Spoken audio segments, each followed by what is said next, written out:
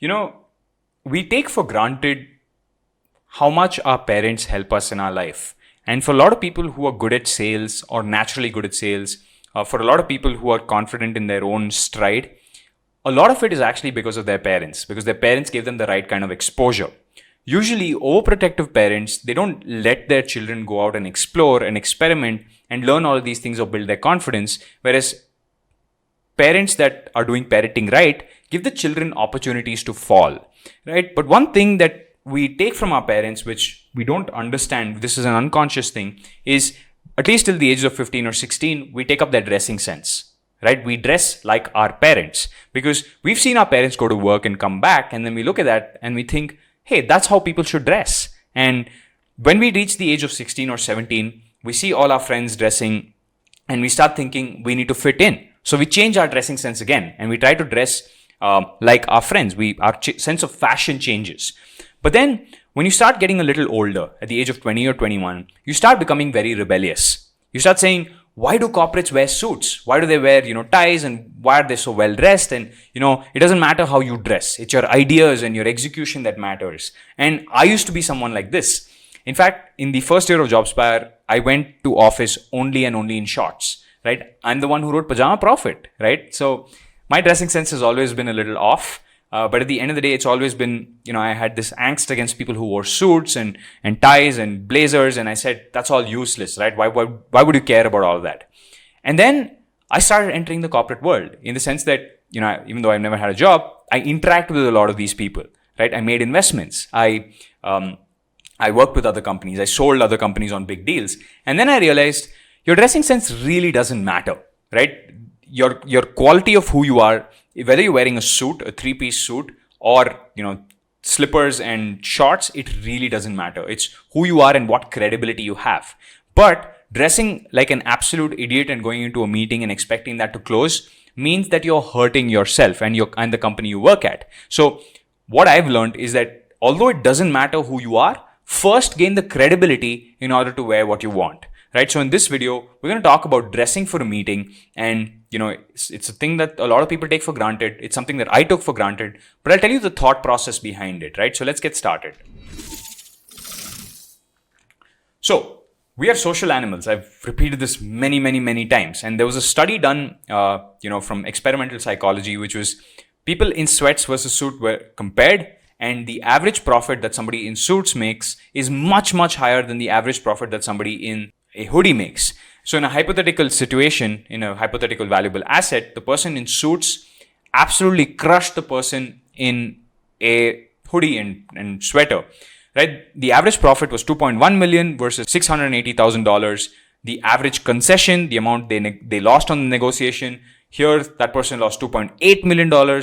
Here this person lost $830,000, right? How a person dresses matters on average. I'm sure you see a lot of successful people in hoodies and, sweatshirts. But if you look at the numbers, that's actually a very, very small segment of all the people that are successful.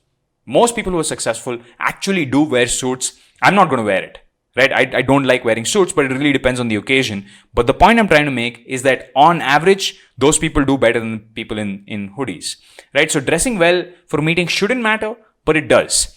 Well-dressed people are more likely to close deals, right? It's just, when you enter the corporate world and you meet a lot of people, you'll quickly be able to tell the difference between somebody who's serious and somebody who's not serious.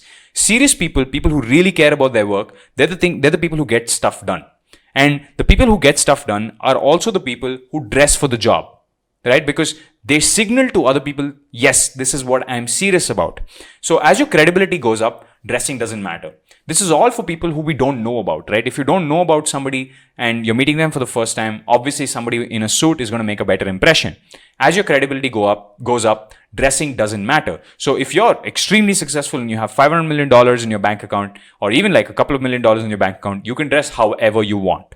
Validation from society doesn't really matter to you that much. Today, I'm okay with, going in shorts and slippers into a meeting, but I will not go into that meeting if it's the first meeting I'm doing with somebody who I need something very important from. I want to make a good impression, right? So there's the idea of survivorship bias, which I need to talk to you about. I don't know if you guys can see this, so I'll read it out for you. Sachin Bansal, there was this story once that He was rejected by a venture capitalist, a VC. He passed on Flipkart Series A because the founders wore chappals to a meeting. Right? Chappals are Indian slippers for those of you abroad watching this. And then Sachin Bansal replies to this saying, I think I know who you're talking about, but I wouldn't recommend doing this today. Don't wear chappals into a meeting. Conserve the energy and focus on more productive pursuits rather than trying to make a point. Now, you have to understand that this is a classic example of survivorship bias. If you take 100 people, 100 Indian founders, and you made them all wear chappals and shorts, Sachin Bansal will still walk away with money from one or the other venture capitalists out there. But the other 99 will fail just on the basis of how they looked. Right? And capital is important, believe it or not. When you're raising capital, especially for smaller companies, for businesses like Flipkart, you need to raise venture capital. Why would you hurt your own chances of doing this? Right? If you can dress slightly better to impress the other person, you think it's about your individuality, but it's actually being selfish by saying, I'm going to dress for myself. That rarely happens, especially if you're in the world of business. Business is about giving, and it's about taking, and it's about how well the other person trusts you. Business is about trust. Right? So back to clothing. What should you wear? Here's the things that you should focus on, right? And I don't want to be prescriptive about how you live your life, but it's just some of the things that most people look out for. I just wanted to make it clear in case you don't understand this. There's the fit, right? If you wear something that's really baggy or very tight, it comes across not so well, right? So the fit, it has to fit you well. The texture, right? And texture is something where, the more coarse the texture or the finer the texture, people prefer to, work with you. And this is a fact, right? Then there's color matching, which is if you wear red pants and green shirts, you might be trying to prove a point or signal something, but it might not work so well in business because business people, again, it's a set of common stories that holds businessmen together. Businessmen, businesswomen, business whoever, it holds us together. Regardless of what you're wearing, try to fit into their story if you want to win at their game. It's just how it is. And once you get to the top, change the game. That's cool, right? Get to the top and change how people dress. That's completely okay.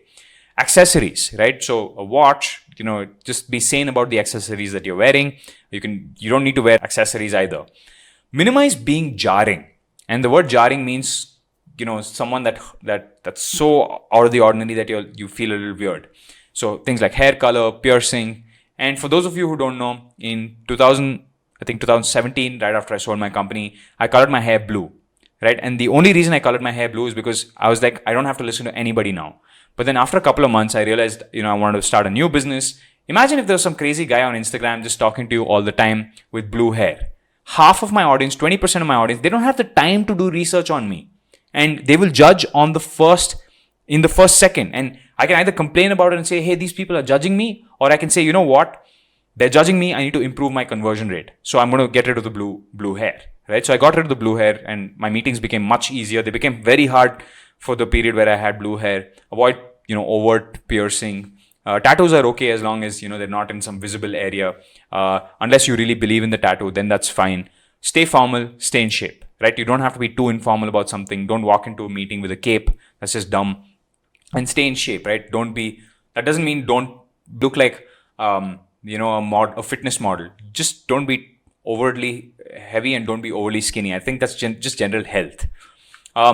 So here's an example, right? And I'll tell you why clothing matters. Your brain is responsible for making snap judgment, and this is because of trust. Who are you more likely to buy software worth 10 lakhs from? Say you have 10 lakhs, somebody gives you 10 lakhs and it's your money and you're supposed to use it wisely. You have to choose between these two people, right? You have to put money in either this person or this person's company. And however you think about judgment, right? And in general, I'm a non-judgmental person, right? But when you start investing in different companies, all of these things become important, right? When you're going into an interview, all of these things become important. So I'm more likely to put money on the person on the left, mainly because, it seems like that person takes their job seriously. It seems like that person is willing to, whether it's something that person cares about or not, the person is bought into the idea of doing this seriously. And the person is going to continue doing it seriously for many years on end and that you look at the track record for, right? So I'd rather, I don't know anything about these people. Maybe the person on the right has a brilliant idea and has, crazy credibility, in which case I'll invest in this person. But 9 times out of 10, it's the person on the left that has more credibility than the person on the right. And the 1 out of 10 people that, have the credibility on the right, those people end up like Steve Jobs or, all the crazy founders we've heard about because they're different, right? But the thing is, they actually severely shorten their odds of being successful.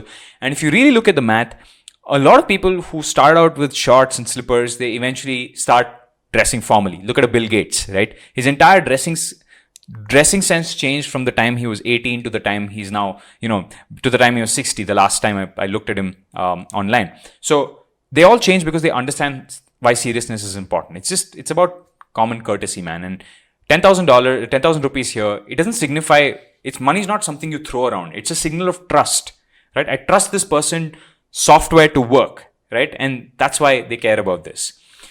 Now, let's take another example. Now, this is something where your judgment will kick in, and it's hard to be non-judgmental. Imagine you were a VC or a venture capitalist and you had 10 lakhs in your bank account and you had to invest in one of these two companies. And think about it again. Who would you invest in? Again, maybe the person on the right, there's a 1 out of 100 chance that person could build $1 billion company. But if you had the chance to invest, if 100 people like that came in, 99 of them would fail. Right? In general, because they're not serious about the business aspect of things, right? And you don't trust them enough because your brain refuses to trust them enough, right? Whereas in the case on the right, you have to look at other things, like what has this person done in the past? How many exits has this person got? What are the other customers saying about the product? You have to do a lot of background research to be able to overlook this. The person on the left makes it much easier, right? Even though there's still a significant failure rate, maybe 9 out of 100 of those people will succeed, but it's still higher than 1 out of 100, right? So we look at relative odds. We know we can still fail. We know we can still succeed, but dressing is important, right? So sales is a game of trust.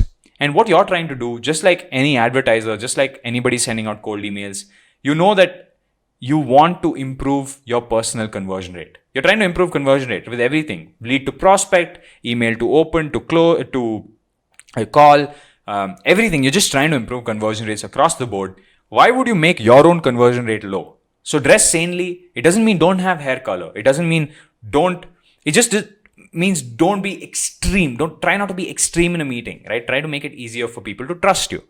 All right, guys. So that's it for this video. And again, one last thing I want to kind of add here is, if you don't care about the game of business, and if you don't want to sell, and especially if your sales doesn't make sense for your field of sales, if you're a gamer and you're on Twitch and you're a streamer and your brand of sales means selling to young kids, by all means improve your conversion rate by coloring your hair red or green, right? The famous Fortnite streamer Ninja does this. That's your audience. But if you want to sell business to business software to 40-year-olds, play their game.